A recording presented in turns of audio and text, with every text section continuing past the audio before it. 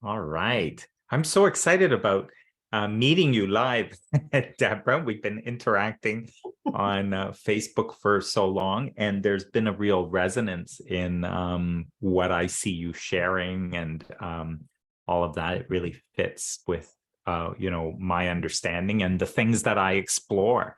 So, yeah, thanks for Yeah. reaching out and for the Well, opportunity of this conversation.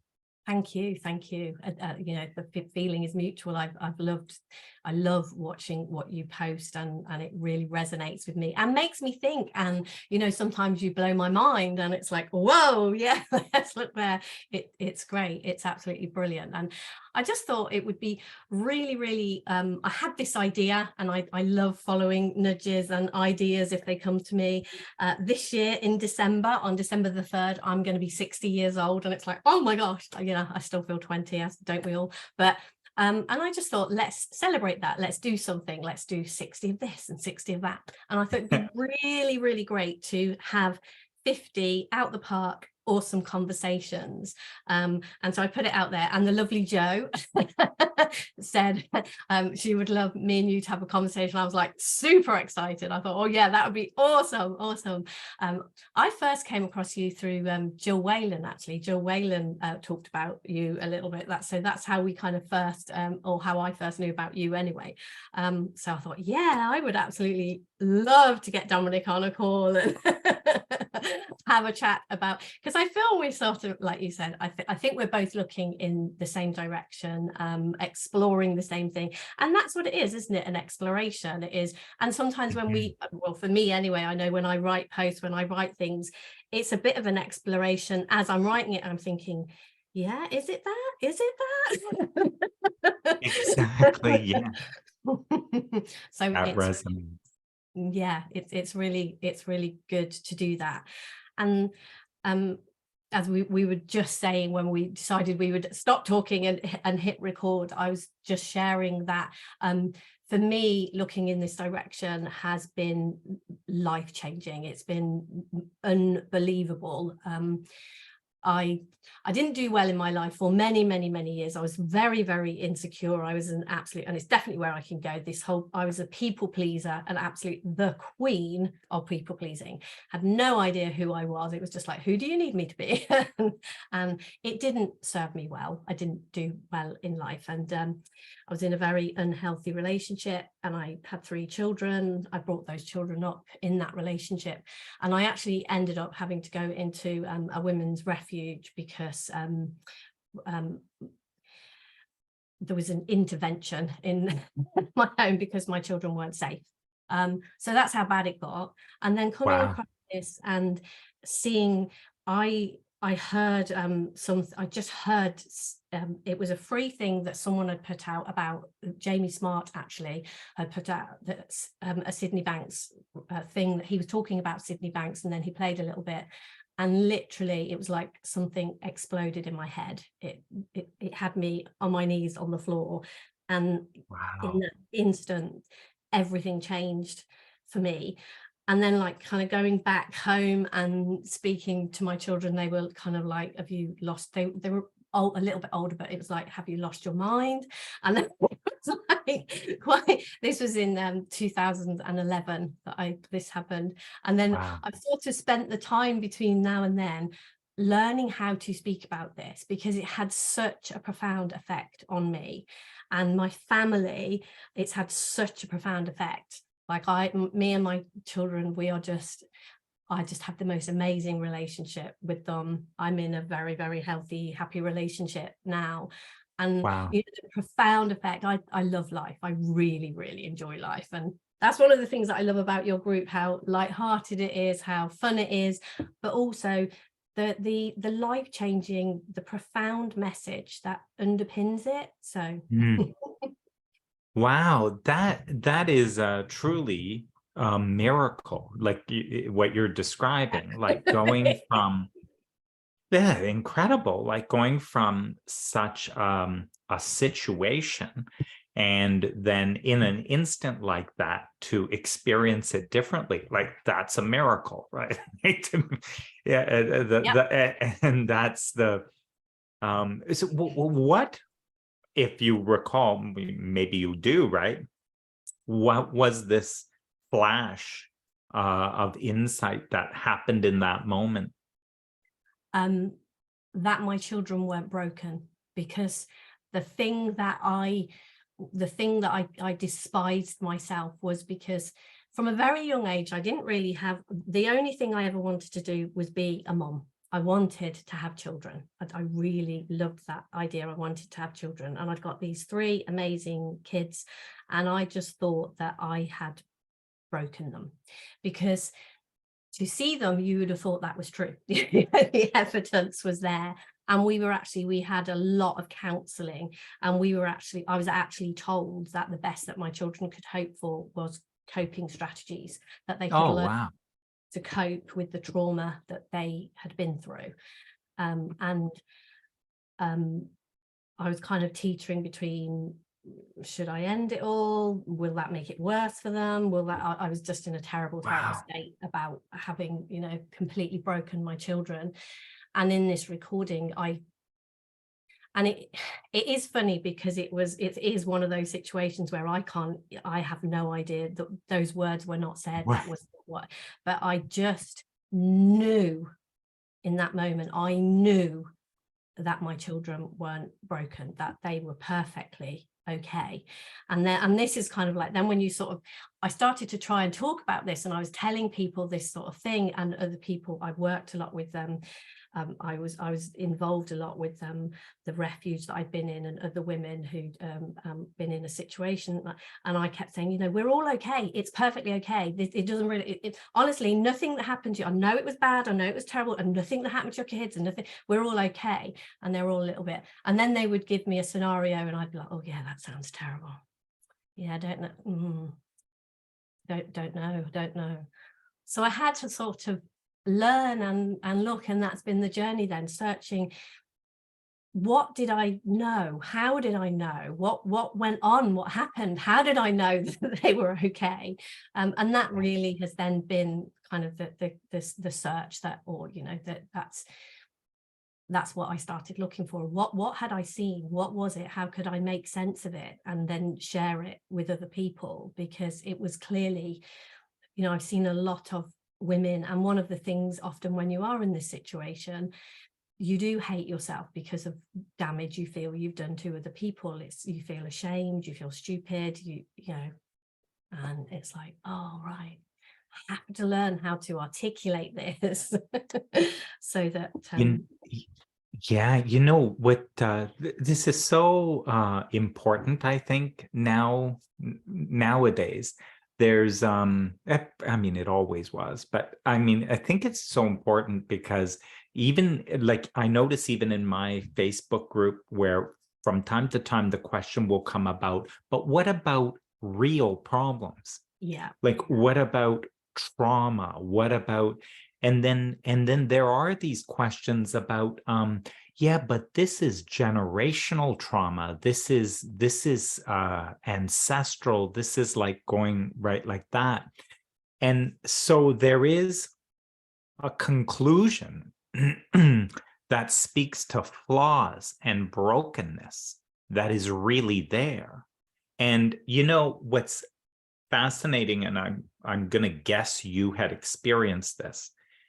When you talk in the way that you do, then what is often interpreted from this other perspective is, oh, you're bypassing. This is what spiritual bypassing is. Debra lost her mind. She's now into positive thinking, and she's avoiding everything that has happened and pretending that it's all fine. This is exactly from this understanding one of the first reactions that we will often get from people. And so this idea of bypassing, you're ignoring, you're not facing the truth of what there is, you're sweeping it under the rug, and all of that. Yeah, what I'm imagining you experienced those accusations? Interestingly, it's a very, very interesting question, because I have definitely had people who have maybe worked with me for a little while and know me a little bit, and I've seen them wrestle with that particular thing, because there's definitely an element of, well, yeah, you can't be like that about this situation, and yet I know you well enough to know that there's a love there, there's a connection there, I trust you. But there's something, and I've definitely experienced that with a few people who have kind of spoken to me, and in a way they're sort of almost angry with me, and then but they can't equate that with who I am, if you know what I mean. They speak to me, and they know I'm genuine, they know they feel a love, they feel a connection, and then they're like, but you're telling me to ignore this, or you're telling me that, Yes, you know, there's yes. nothing wrong here. And then it actually opens up for some really beautiful conversations, and you know, an invitation to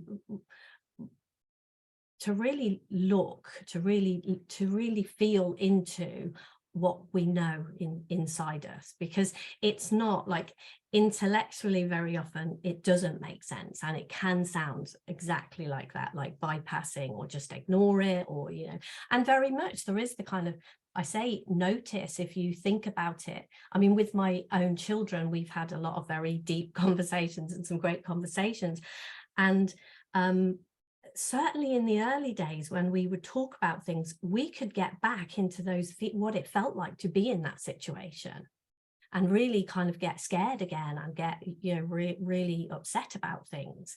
And it really fascinated me that actually when we got into those conversations and went in that way and looked in that direction, we felt it, and it felt like it was still happening. It felt like it was a thing.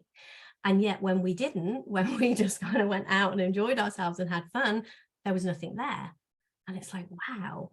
And definitely there were things that could trigger things. You know, you might hear music. Music is definitely one of the things that I've noticed that can be quite a strong trigger to bring back memories from the past. But then it's just kind of seeing, oh yeah, that's a memory of something that happened, and it's great. It's actually, I actually adore the fact that we can feel that way. You know, it's so, it brings you to life when you have that feeling. You think, wow, with just the thought of it, I can transport myself to somewhere else. And what I've seen is definitely, I love how you talk about the creation and how we create, because that had never occurred to me until you started to talk about it in the way you do, and Abraham and how he looks at things. I'd never looked at it in that direction, but definitely that really deepened my understanding of seeing, yeah, we can actually use, or, you know, I don't know whether that's the right word, but we can use this to our advantage. The fact that we feel in that way, the fact that we do it. You know, I can see that when people have those conversations, it's like, no, you are not broken. You are the furthest from broken. You can do this amazing thing. Let me show you how to do it in a way that really helps you instead of goes against you. It's I love that. Sydney Banks, I remember in one of the talks, his talks, he said this thing about how you're, you know, when you're in a nightmare and you're dreaming in a nightmare, the minute you realize that you're in the dream, you can be on a beach in Hawaii. And he talked about that, like that instant. So he spoke to that same thing, where it's like the creation of your experience. One of the confusing things, like oftentimes with the work that I do, which is very focused on creation, right, as opposed to it's so focused on creation. But the one misunderstanding I need to get around is people go, oh great, I can't wait to learn how to create my own reality. I am so excited to learn how to create my own reality. And it's kind of when I have to break it to them is that you are always creating your own reality. So we can't learn to do it because it's what we're always doing. The only thing we're going to do is explore how that happens. Yeah. How is it that we are always creating our reality? How is it that that is the only thing that is ever going on, that we are creating our own reality? That's all we're exploring. We're just exploring and understanding how that is. Once you understand that, do what you will. Yeah, and And that, it's not a yeah, thing to learn to do. no. And I think, I know, like in the work and some of the times the people that I talk to, one of the hardest things, you have to break that to people very, very gently, because when you've created a mess, then, Yes. you know, very, very often, I know in the very early days when I first left my relationship, I didn't want somebody saying to me, hey, you did this, you You created this. created, yeah. I don't think that would have been helpful in Yeah. that moment. But what I do see is that, I know for me, when I began to see that, and then I started to tell people, when I started to tell people that I was working with at the time, who were around the refuge and everything, they did not want to hear that. They did not Yes. want to say that. And that was actually why that work came to an end for me, because I could see, I got to a space where I could trust my wisdom. I can tell when I'm with somebody, like we do, you know, we're human beings, we you know somebody, and it's kind of like, I know when to sort of say, hey, do you want to explore how, you know, that your part in this, or whatever. Right, because right. because if you don't, like, if I had not taken responsibility for all of that that happened to me, I totally, you know, I absolutely, I don't, I adore my ex-husband, but, you know, he's still the same person that he was. He hasn't, you know, he hasn't explored anything or changed, but I totally see him for who he is now. There is nothing, it doesn't even feel like there is anything there to forgive. You know, and just seeing, yeah, if I hadn't have played my part, if I hadn't have been who I was, this could not have happened. It just couldn't. And now sort of seeing that gives me freedom. Like, if it didn't work like this, you wouldn't be doing the programs you were doing. You wouldn't be talking about it, because creation would be a whole different thing. But that sometimes, I think, when we have been through some kind of trauma and or, you know, had or created or done something like this, it's a really difficult thing to accept at first. Oh, so all these things I don't want, I did those too. Oh, you know. It is Me. tough. And it's interesting because the feeling of it, you're right, at the wrong moment, the feeling of it is like blame. Yes. So wait, you're blaming me? You're saying Mm. that it was me, right? So the feeling comes like blame, when the truth that we're trying to point to is power. We're trying to point to the empowerment in it. Yeah. It's like, whoa, if you could see that you're creating, you can create anything. Right? And that's So, the beauty. That's the fantastic bit. That's the exciting bit. but in the beginning, it's like, no, stop right there. So wait, did you just blame me for what this? What are you? Is that what this is? And so it's funny. And to your point, that is an art of how to have that conversation in a way that it can be heard, so that people can begin to see it, because this is not about blaming. This is not. Absolutely not. There is no Yeah. part of me that would ever, you know, I having you know, been through something like that. And I can see for myself, one of the biggest things I had to do was forgive myself. I absolutely had to go deep and forgive myself and kind of go, okay, you have to move past this, that you know, you were a part of the creation of this.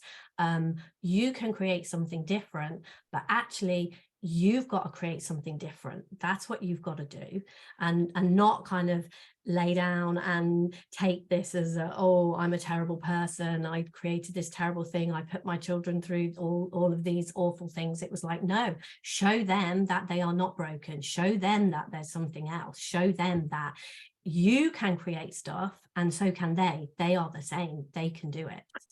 Yeah. So then that kind of leads to another thing. And I kind of made note of the word forgive, because I think forgiveness is an important thing that we look at. But before that, there's something around, usually on this path, when it comes to trauma and these sorts of things that people label, right? Or any sort of negative aspect of ourselves. There's other terms and labels given, like shadow. This is some unwanted, undesirable pattern or aspect of me. And so there's a lot. You mentioned this before, where you said with your kids, where you would talk, and then sometimes those memories would come up and you'd find yourself exactly in the same feeling from way back then. What about that direction, which is often about, oh, well, you've got to heal the trauma, and in order to heal the trauma, you have to go into it. You need to integrate it to heal it. To like, what about all of that in your experience? What do you see? That has not been my experience at all. It's been seeing, like anything, you know, that's thought too. And when you don't think that way, you don't experience that way. That's not how it is. I mean, I have watched my children, and again, like you say, had lots of conversations, and their experience has been the same too, that there is no healing in that sense. There's only healing if you think you need to do the healing. If you can see it for what it is, it's like the instant, the way that it happened to me in that instant, I saw something different, and it was different. It wasn't that, you know, I had to work that out and almost bring it into, I don't know, it felt like maybe there was some catching up to do there, but it was like I saw it differently, and it was different. And it was different in that moment. Yeah. And it See, was that's a miracle, right? Yeah, that's a miracle. That is a miracle. It's not, there was nothing. And I can see that sometimes I have watched, you know, with my growth since then and deepening my understanding, I've seen there have been places where I've, you know, for want of a better word, been stuck, you know, my thinking, I haven't seen that as thinking. I can see this as thinking, but this looks real. And then there's been small steps maybe, and all sorts, you know, all that sort of thing. But it is, in the instant you see it differently, it is different. There isn't anything. And maybe that happens when you're doing something that you call healing. Maybe that happens when you're, I don't know when that is going to happen, but it is the moment you see this differently, the moment that you understand how our experience is created, the moment you understand the role that thought is playing, it is different. Exactly when you were saying, like Sydney Banks said, when you know you're in a nightmare, you can just then go, oh, okay, I'm going to the Bahamas instead of this terrible fiery thing that's going on. I'm not going there, I'm going here. And it's like that. I think I like what you're saying. It resonates about the healing or healing process, if you believe it's there, because even that is thought, right? There's what I resonate with is there's a channeler called Bashar who speaks about permission slips. So basically what he says is there is nothing required. in terms of who you are, there is nothing required. You can in one moment be here and in another moment be there. However, sometimes you, more of the smaller you, will require a permission slip. In other words, you will not give yourself permission to do this flip until something happens. And so healing or any process then becomes, the way he describes it is, so then it becomes you do the process, do the process, do the process, do the process. And then over here in this instant, like that, it switches. So this instant could happen at the beginning of this process. But if you believe that a process is required, a process is required, because basically your thinking is that powerful. You will not give yourself the permission to let go of that and think this until you have done a certain thing. And in that case, it is true for you that this healing process is required. And, I mean, I was in this relationship that was really, really unhealthy and, you know, for 20 years. And I did not give myself permission to leave. And that was really, really strong. And since then, I read a book and I can't remember what it was.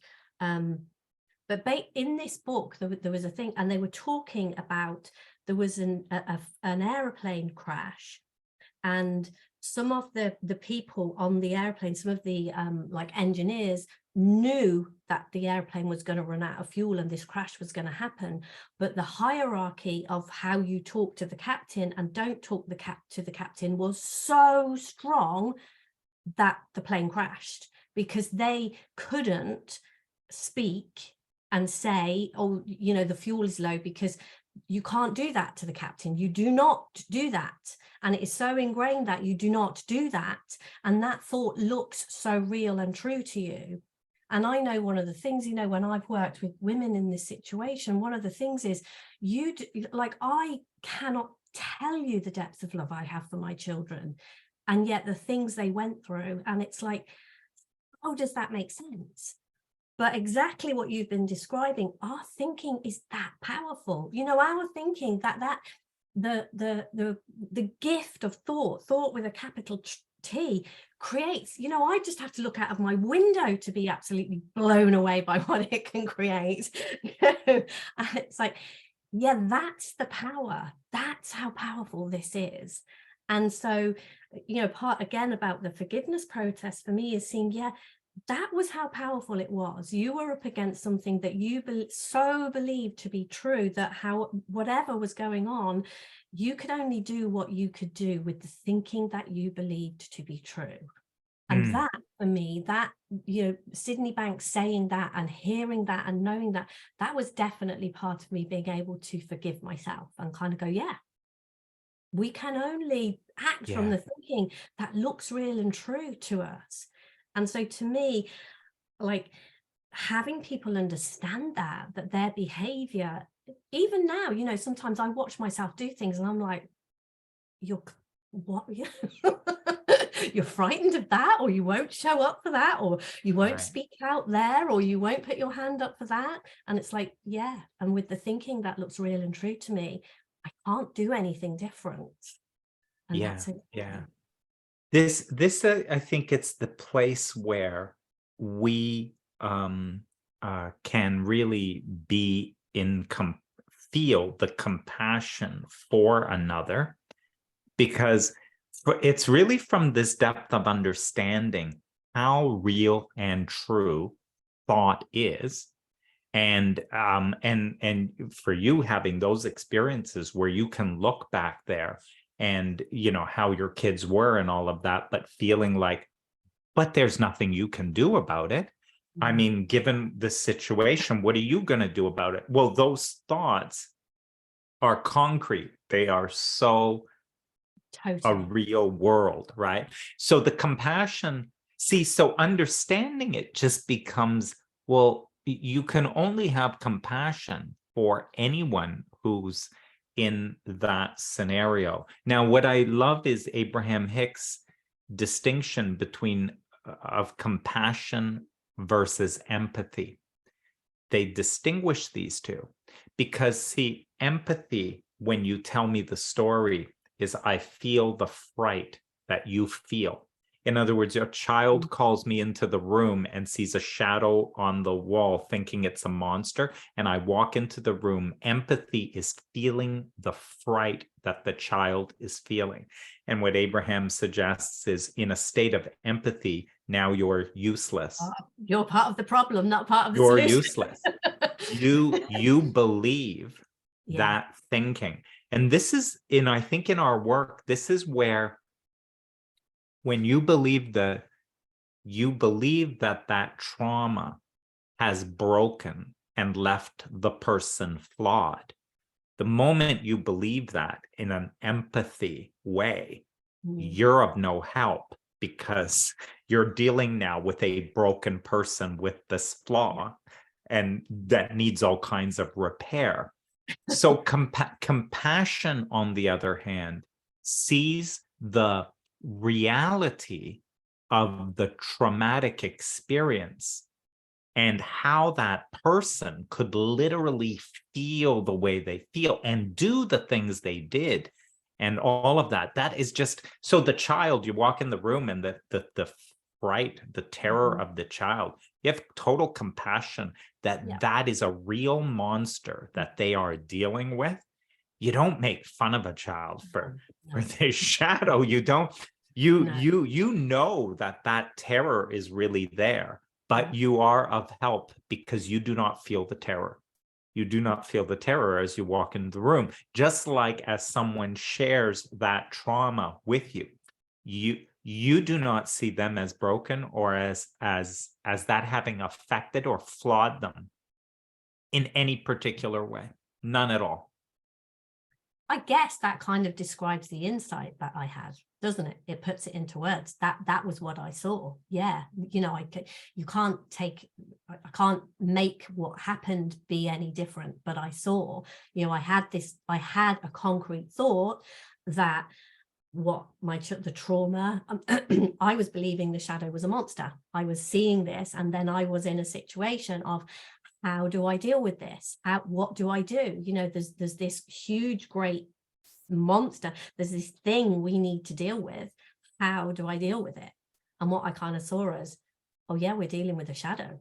Oh, well, that's no big deal, is it? It looks like a monster. It's kind of looks like it's reflecting a monster, but it's not. If we stop doing this, the reflection changes. If we start See that, and that's the thing. It's a miracle. It's just the experience. The experience of something like that is a miracle. It's a miraculous thing. And people think, like, oh, miracles. Come on, you're going to rely on miracles all your life? Is that what it is? But miracles are the most common, ordinary thing. Is your mind changes, your thought changes, and all of a sudden what was scary and frightening is no longer scary and frightening. And that happens at the speed of thought, which is faster. That is faster than the speed of light. Because even at the speed of light, for me to be in Hawaii would take some time, but at the speed of thought, I can have that experience of being there and go from there to Alaska. And the speed of thought is much faster than even the speed of light. That's what I just love about this conversation, that somebody can hear something that resonates with them, and it is, having had that experience myself, it can happen like that. And it does, like you say, miracles are so commonplace, because that was a huge thing in my life. It was really huge. But that has happened on smaller scales, on a scale similar to that, so many times since then. And I can even look back and kind of see when that was happening, that's always been happening. I just didn't see it. I just didn't recognize it for what it was. I didn't see it as the miracle that it was, and the miracle that can happen to anyone, that we are like wired for, we're here for, it's like, yeah, they just happen all the time. How exciting is that? And relying on miracles, living from that place. I listened to the recording, the conversation that you had, I think it was with Dave Kibbe, and he was talking about somewhere you'd written it in a business thing or something, and it was like, yeah, people, they were just looking at that situation. You know, very often we look at money and business or trauma, or, you know, we have these things, don't we? That's kind of like, yeah, I get this, yeah, this bit's like that, but this bit's real. You can't rely on miracles. You can't rely on this conversation we're having. You can't rely on God, source, you're in a being, whatever word it is. I can't rely on it here. I've got to be on it here. I've got to build my business. I've got to sort out money, or I've got to work through this trauma or something. And to me, what I see is, if you try to do this on your own, forget it. That's what I tried to do for all those years. You know, that was me trying to do this, shutting God out, you know, not looking to a greater power than myself. I was trying to do this on this is on me, little me, this is on Deb, you know, I've got to sort this relationship out and bring my kids up and do this. I've got to do it. And it got worse and worse and worse. And I've heard you say, don't worry, is it one of the Abraham quotes? Don't worry, it'll get worse. Yeah, I can attest for that. And then, you know, all of a sudden I had this moment, and it was kind of like God knocked at the door, flung the door open, and kind of said, do you want me to help you? And sort of showed me something. And it was like, hell yes. And now I can really see, in the places where I don't listen to that, and this whole relying on miracles and following that is listening to that, allowing that in, allowing God, source, this greater part of who we are. Well, I don't care what word, you know, your angels, I don't care what word people have on it, whatever that makes sense to them. But when we welcome that in and rely on that, in those places that look hard, where, you know, what looks hard to you? Is it your relationship? Is it your business? Is it money? Is it your health? Is it trauma? Whatever, if that looks hard to you, that is when bring this in, bring God in, welcome this. Yeah. See, and what resonates about that, because you're right, there's different labels for it, right? And by the way, one of the easiest labels is kind of my broader perspective. That's a very easy label, right? Because I have you know, my kind of more focused perspective, and then a more broader perspective, so that people can notice that, yeah, we're still talking about you. We're not like, you don't need any belief in any of this, right? We're just talking about you. But just notice that sometimes you've got this really focused, kind of worried perspective, and then a stepping back, broader perspective where you see a bigger picture, right? So that this is a little bit what we're talking about. The feeling of the problem and terrible situation is always really coming from zooming in on it. Like, so I'm in the middle of it, like you can feel the tightness, right? So I'm in the middle of it, and it's like, oh my gosh, my money situation and this relationship is falling apart, and this isn't working out this way, right? So it's just looking in very detailed at all the pieces and all the evidence for this, and there's no way to turn it around, and it's too late, I should have done this before, like all that kind of language, right? Just totally caught up in the all of it. And it's kind of like, as you're there with your attention, this is a focused perspective, a little perspective, chattering away, just chattering away, making a lot of noise. It's just causing all kinds of problems, So it's like really looking at everything and the problem, what can't be, and all of that stuff. When at the same time, in the same moment, there's also a broader perspective that sort of says, what are you talking about? You can go from here to there. Anyone can go from here to there. You would just like you would do it like this, but can't hear any of that. Like, in other words, you can't hear that while you're here listening to chatter. So this is the thing. It's they're what are you listening to? What are you honoring? Who are you entertaining? Are you entertaining this little guy who's got all these worries and problems? Or do you step back and it's really so simple, as in when you stop entertaining that, what happens is you go quiet. When you stop entertaining that, you tend to go quiet. And in the quiet, a broader perspective that was always there is suddenly you can hear it. And it's so wise and it's so like helpful, right? This broader perspective was always there, was always seeing the same thing, just in a more helpful, productive way. Yeah.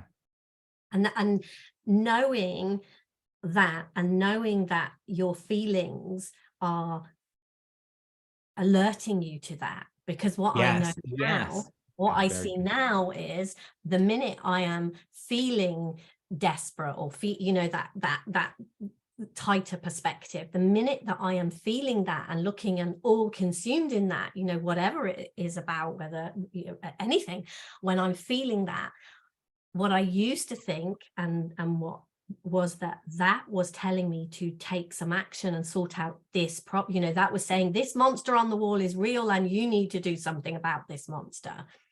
And knowing that, no, actually what that's telling you is you're really, really focused in, you're really, zoomed down to the smallest perspective.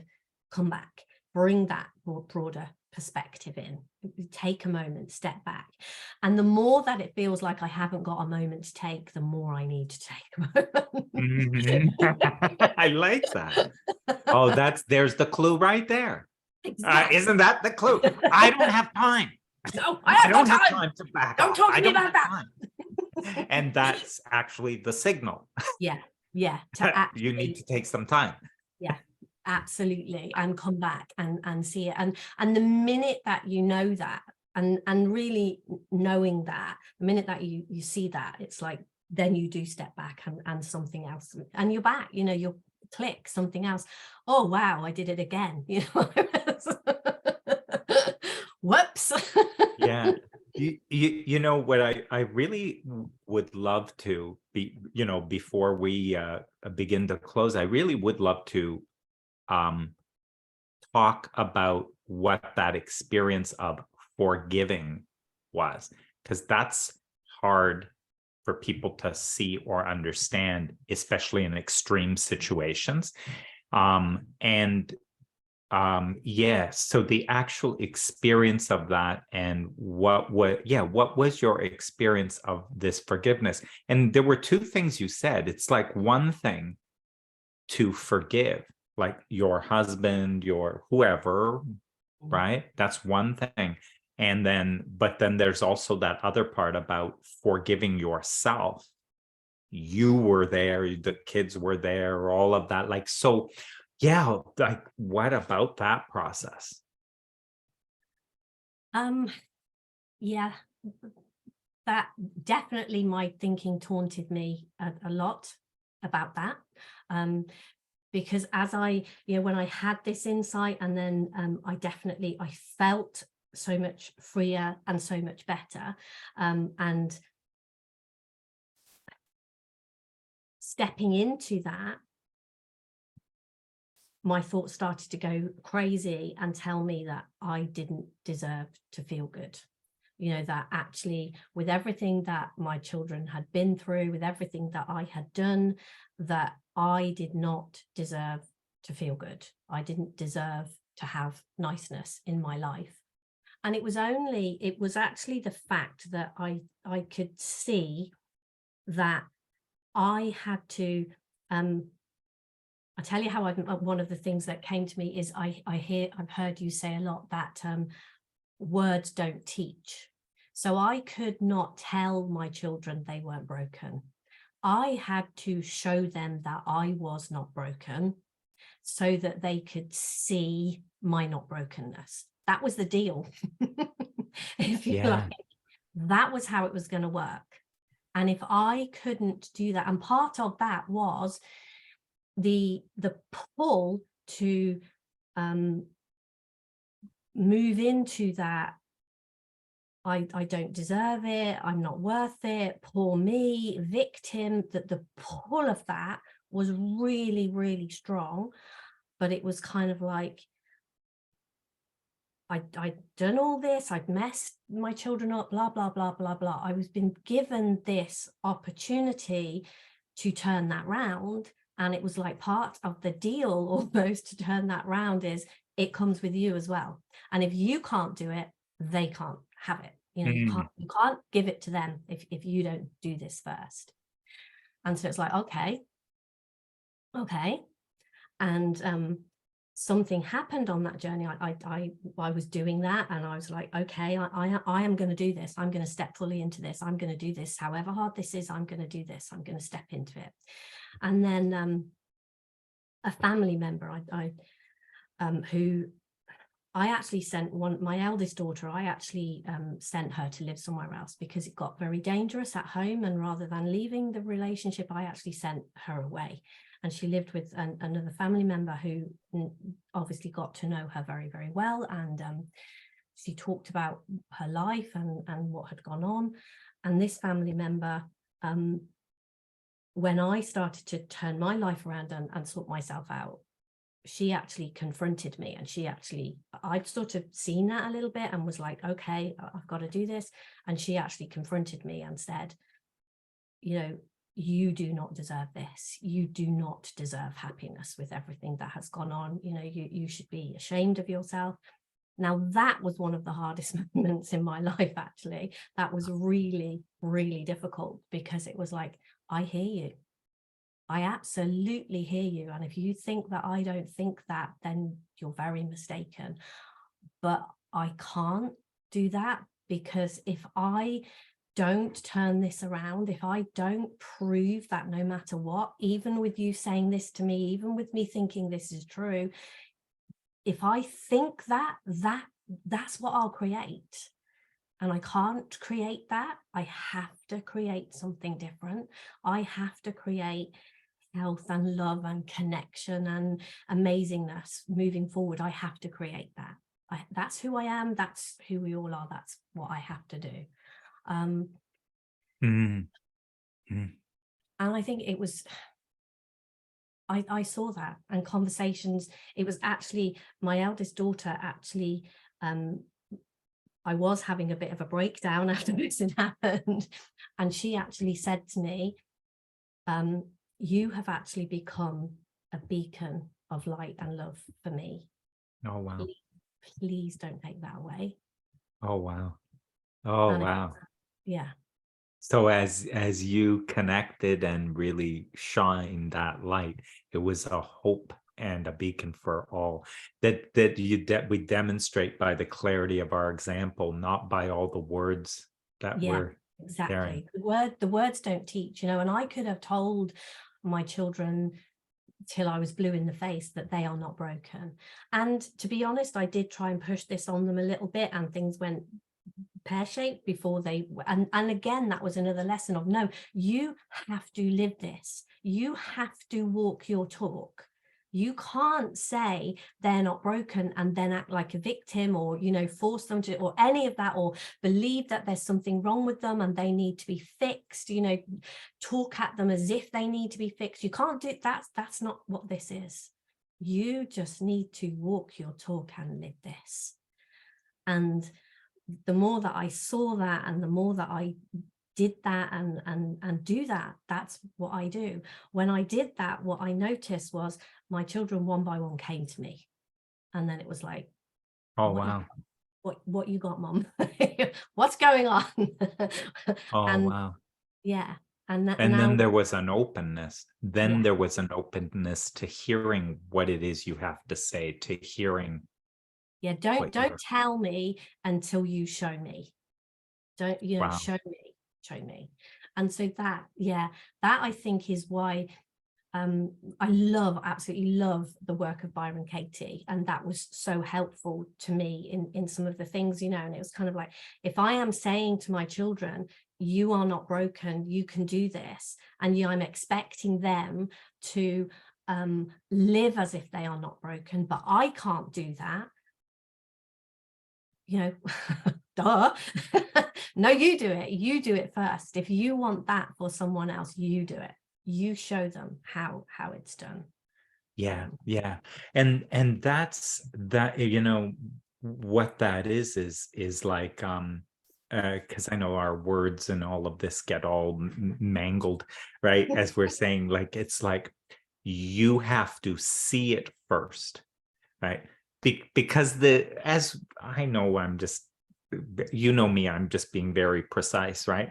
Yeah, Is carry on. what I love it. all it means is you have to see it first. How can you show them something you haven't seen, right? How can you show them? So we say, oh, just you have to do it, or they have to see you doing something. But the precision in that is you're always only doing what you see. In other words, your behaviors and what you're doing is always because of what you see. That's why you're screaming in terror at a shadow on the wall, because what you see is a monster. Well, the minute you stop seeing the monster, now you're not screaming, and people say, oh, so I should change my behavior so that I'm not screaming. No, your behavior changes. Yeah, Your behavior just changes when you stop seeing what you were seeing and you're seeing something different. So so yes, the children are noticing the example, but see, they're wise too. They're like, oh yes. why why is she behaving this way instead of that way? What does she see? What does she know? Where is she coming from that this is how she's behaving when she used to behave and talk like this other way? So it's kind of like they Yeah, know something's up. What yeah, is because that? yeah, it is that, isn't it? When we see something, we do something different. And, you know, they saw me behaving in that way. Then they kind of saw me telling them they had to be different. And it's like, well, why? Why do Yeah, we? I why would don't I? get it. That doesn't make sense to me. And then it's like, oh, since you've been doing this, you are completely different. And I like this difference. All right, tell me about it now. Yeah, yeah. How is that? Yeah. The forgiveness is, it's interesting because so many people think about it like a process or a thing to do, but it is, did it feel that way to you, that you know, what was it actually? This is what it looked like, and still even now, when any situation, this is what it looks like to me inside of me. It looks like something happens and I have the thought to do this or the thought to do that.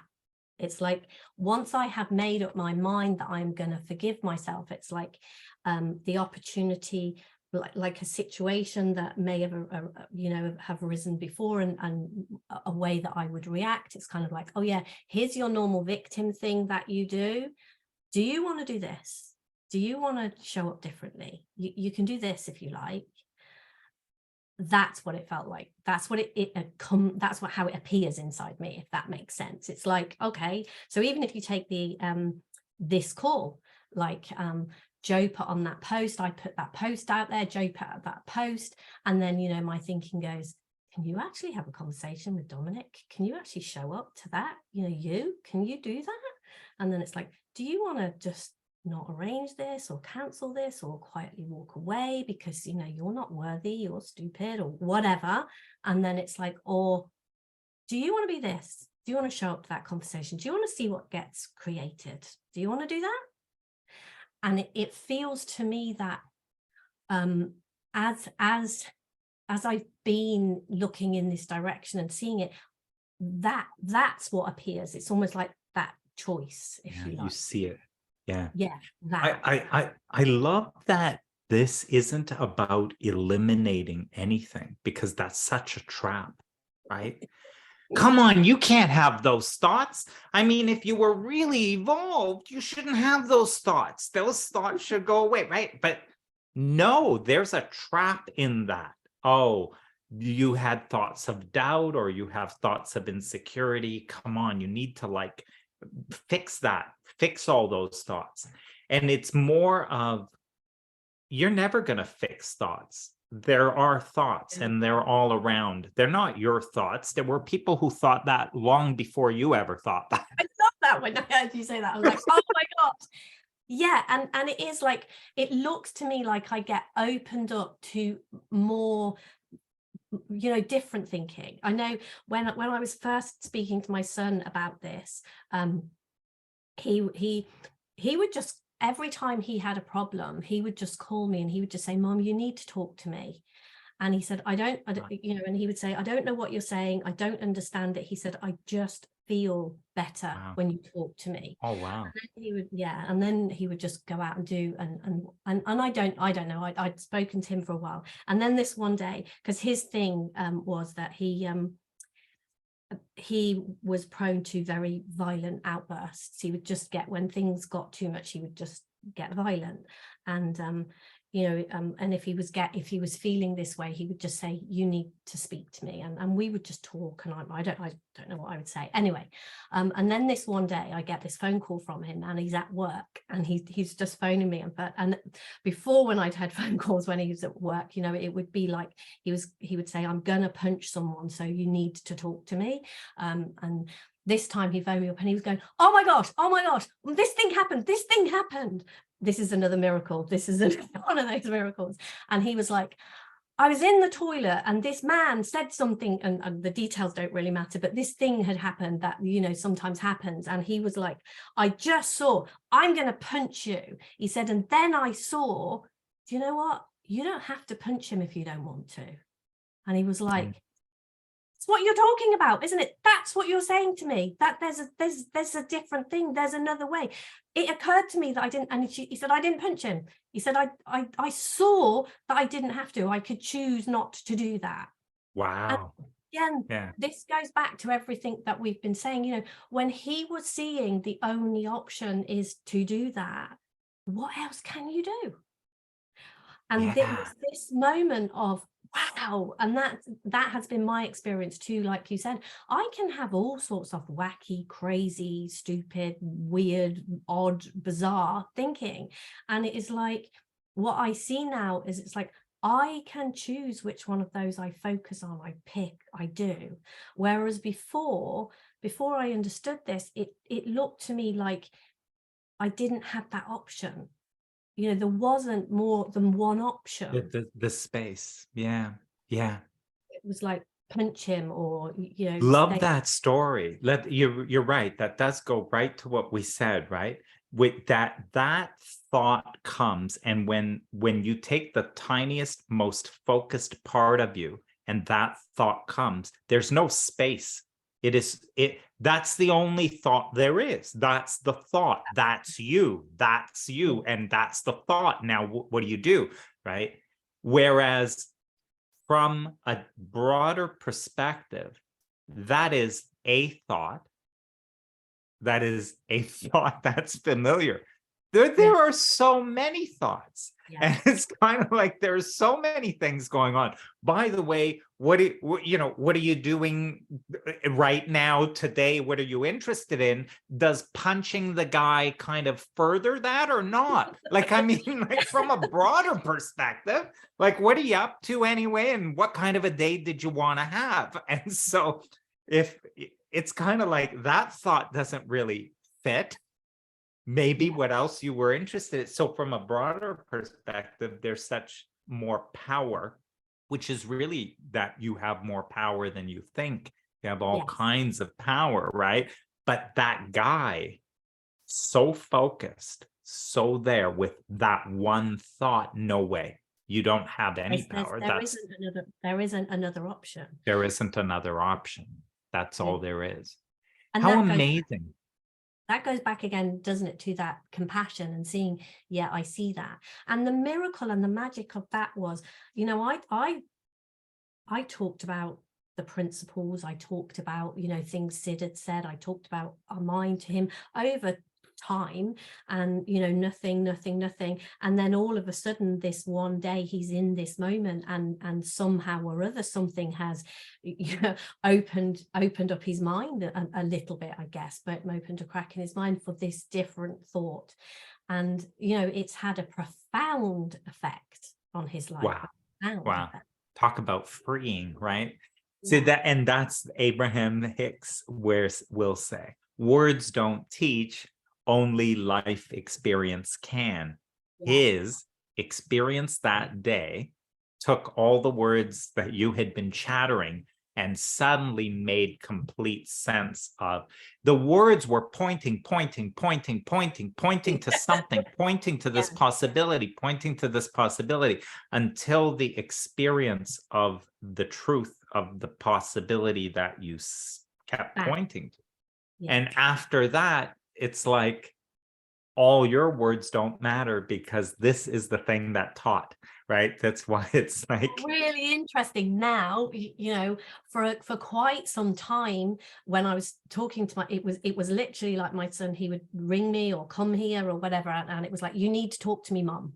And he would be very, very quiet, and he wouldn't, and even when I would try to engage him, he would just be like, no, you just need to talk to me. And he said, when you talk to me, I feel lovely. oh wow, the feeling.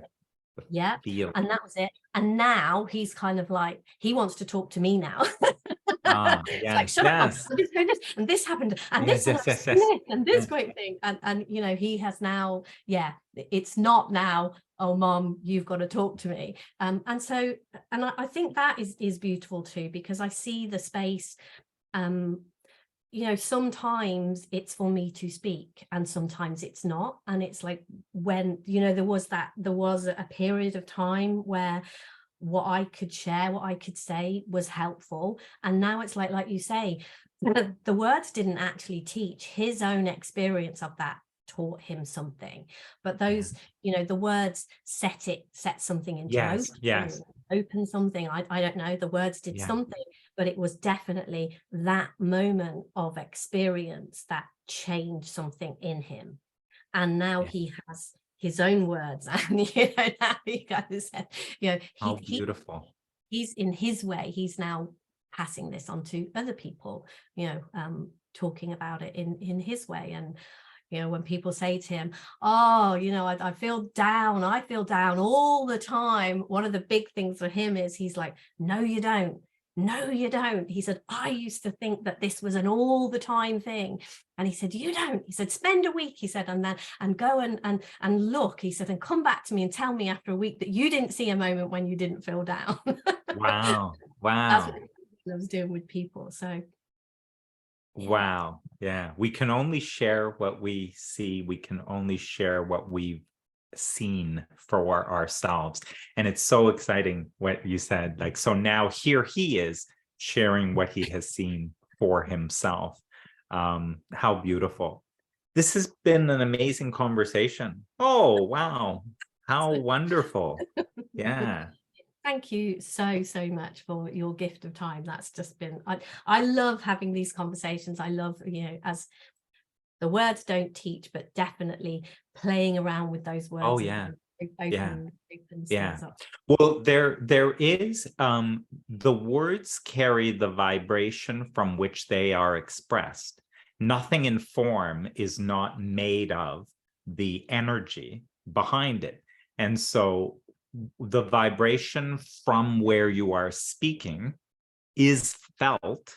And this is where even with Sid is like, so many people would say, I don't know what he said. I didn't understand anything he said. But the words carry the vibration of the energy of the state from which he was speaking. And that state is within you too. It's not like his state. Yeah, It's not his yeah, state. that's what happened with my son, wasn't it? When he would speak to me, I would get into this place because I would just feel love, and I knew he was okay. I knew there was something, and that's all. You're just conveying that, aren't you? And what words you put it in don't matter. It is. Right. Yeah. Well, that's my hope too for these conversations, is that that they are conveying an energy that we're speaking from. It's not important that people believe us. It's not important that people try to write this down and figure out what we said was the process for blah blah blah. Like, is that isn't it at all? But that energetic state will resonate within them. I often say that in the group, because people say, oh, that was great, or whatever it is you said. I said, listen, you would have heard what I said or read my post as total nonsense unless you read this post and then it resonated with something you know to be true. But that's because you know it's true within you. Then you comment back like, oh my gosh, that was so wise and such an insightful thing. And all you're doing is expressing what you see. You're not expressing anything about this post. You're expressing what you see because it's resonated with you. That's your insight. That's your truth that you're seeing there. So and that just goes back to the beauty, doesn't it, of this is something that is already within us. And it goes back, like when you're saying, yeah, the bad news is I can't teach you to create. The good news is I can't teach you to create. It's like because once we start to resonate with how that works, and different words for different people and different things, because we have so many meanings on that. But I'm just going to carry on speaking to you till midnight if we don't. This was just this is beautiful. Thank you. So we'll put a link, because I'll share the video on YouTube, and we'll put a link for people being able to reach out and get in touch with you. What's your what is it you're doing, and how does that all work? Yeah. So my little business that I run is called Dare to Be You. And basically it is because I can see that I did not know who I was, and I did not know how to be me when I was in a mess, and sort of finding out that. So yeah, it's daretobeyou.co.uk, Debra Simmons. You can find me Facebook, YouTube under that. So okay, so I'll get links from you, and where I post it, we'll just put all those links so people can connect. Well, thank you so much. Yeah. It's just been wonderful. Really, really appreciate it. This has been an amazing conversation, as I knew it would be. I definitely created it this way. Yeah, beautiful. I've enjoyed being a cooperative component in your creation. I love that. So that we were obviously in resonance. So thank you. All right.